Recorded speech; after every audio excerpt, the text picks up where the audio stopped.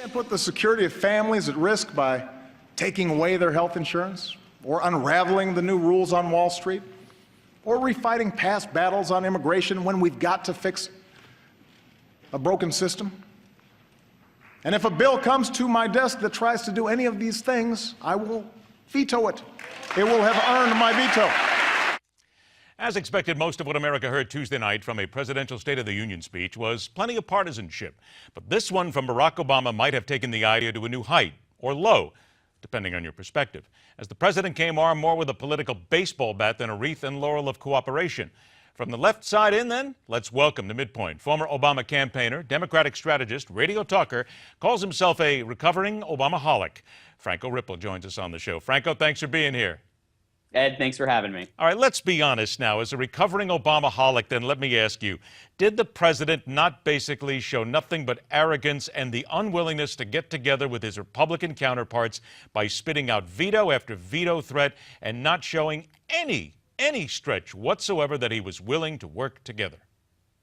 Ed, I don't think the president showed arrogance last night at all. I think what we saw is two facts. Number one, this president has been the subject of rhetorical firebombing from the right for the last 6+ years. And so for him to not come out in one of his final State of the Union addresses and be able to lay out a vision for not only the rest of his presidency, but for 2016 and beyond, it would have been irresponsible for him not to do so. And secondly, the 2016 presidential election is coming. There's no doubt about it. And by this summer, all the oxygen in the room will be sucked up by that, and he'll have to compete with all of the candidates running. And so I think, again, he laid out an agenda for the Democratic candidates for president, whoever they may be. All right, two things you just said in there. First of all, is it not fair to say that many people are looking at this right now and saying this is an unattainable vision that he is throwing out there simply because there is no getting together with the Republicans? And to your second point, there are other people who would say, you got this one right. This wasn't about actually trying to get things done. This was about setting an agenda for 2016. It was all political. And in that part of trying to put this country together,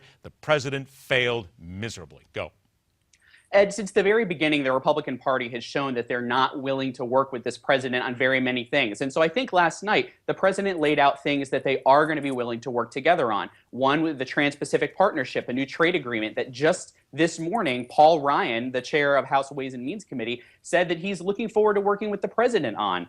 I think other things like the authorization of use for military force against ISIS, that's something Republicans will be looking forward to voting on with the president. But the reality is, sometimes in the State of the Union, look, the American people voted for divided government. And in doing so, you now have a situation where the president, I think, is free to lay out an agenda of what he would want to do. And again, what the Democratic president in 2016 to come is also going to do. All right, then. So I'll give you a minute here to go ahead and try and play peacemaker for a second. What happens next? Americans want to say, Franco, let's stop this. We want to get something done here. You say the Republicans have said no to the president. Republicans say the president says no to them. All right. Where do we go? Well, I think there have been numerous peace summits, so to speak, between the president and the leaders of Congress. You know, President Obama and Speaker Boehner have played golf numerous times. There's been dinners. There's been entrees. And the American people are a little tired of that. Wouldn't you agree? Well, I think the American people, it's funny. On one hand, they say, hey, we want you guys to work together. Just yesterday, I was driving around and I saw a bumper sticker that said, throw them all out. Well, okay, if you want to throw them all out, then why do you say that in one hand, and why on the other hand do you say, hey guys, get together and work together? Again, I think the president said last night exactly what he would want to do if he had a Congress willing to work with him. And not only that, Ed, but the American people back this president in terms of the numbers and what they want to do. Over 70% of the people who watched the State of the Union last night agreed with it. Over 70% of the people agree with the president about free tuition for community college. Again, more than 7 in 10 people tend to agree with the president on large swaths of his agenda. And so I think he was right in putting that forward. And all we have to do is point out as well that the Republicans now are in control of Congress. So that has to say something to the people who are not happy with what the president is doing.